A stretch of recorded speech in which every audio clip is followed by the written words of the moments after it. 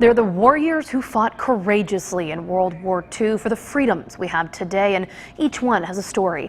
A Thompson veteran shares what he saw on May 7th, 1945. News Channel 6's Barkley Bishop sat down with the 96-year-old World War II veteran. The year was 1943. America was at war and draft letters were being sent. Louis Graziano was one of 5 children. Before receiving his own letter, he was helping support his family by working at the beauty salon. Well, I was ready to go because all my buddies were going into service, so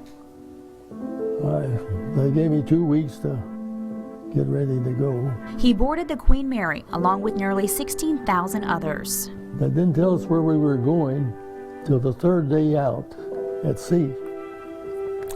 And the German subs were chasing us, and we had to change course every 6 minutes. They were zigzagging. Graziano quickly earned the respect of many, including General Charles Thrasher. He sent him on a special mission to this day he hasn't told anyone about. He was also put in charge of building barracks for the troops in his unit. Wherever they gave me to do, I get it done. But I really had no training in it. Within 23 months, Graziano earned the rank of Master Sergeant, a rank that normally takes 4 to 5 years to achieve. As the months went on, so did the war, leading Graziano to his next mission, D-Day, the invasion of Omaha Beach. When I went in, I drove the gasoline truck off the LST onto the shore, and I jumped out of it real quick and got my guns out and my flamethrower and my flare, and laid down with the dead soldiers right there at the bottom of the cliff.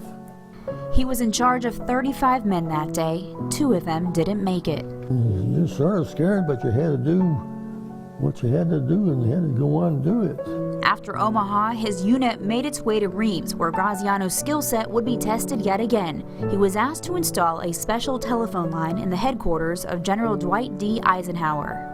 We spent 2 nights there with him, and he was real good with us. He said officers had enough rank to take care of themselves, so I take care of the enlisted men. The need for Graziano's help didn't stop there. He was ordered to help find General George Patton and his unit. If not found, the consequences could have been devastating. General Patton and half of his company was lost. The other half was up there at Bastogne, were cut off by the Germans for 6 weeks. So we went out and we found them. As Graziano continued to follow orders and serve as only he knew how, he never imagined what would happen on May 7th, 1945. And decades later, that is what he's most recognized for. This little red schoolhouse would become the location for the German surrender, a room set up by Graziano, the now last living witness to this historic moment. I thought it was great to be in there with them, you know, with the signing. And after they got through the signing, Eisenhower was not in the room with them. He was up the hall, and we had to take the German ones up to his room. And he asked them, the first thing he asked them was, they satisfied the way things went? They said they were. Then he dismissed them. If you ask Graziano about any of his time served, he will tell you he was just doing his job and would always find a way to get it done.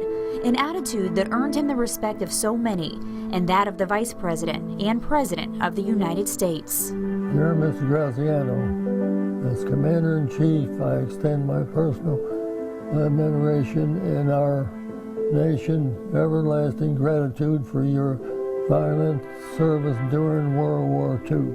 These days, if Graziano isn't on tour sharing his story, you can find him at his beauty shop in Thompson. My chair's right over there, the last one. Still with the same attitude that no task is too small. I like to keep things going. They put me in charge of a lot of things, and I get jobs done. In Thompson, Barkley Bishop, WJBF News Channel 6.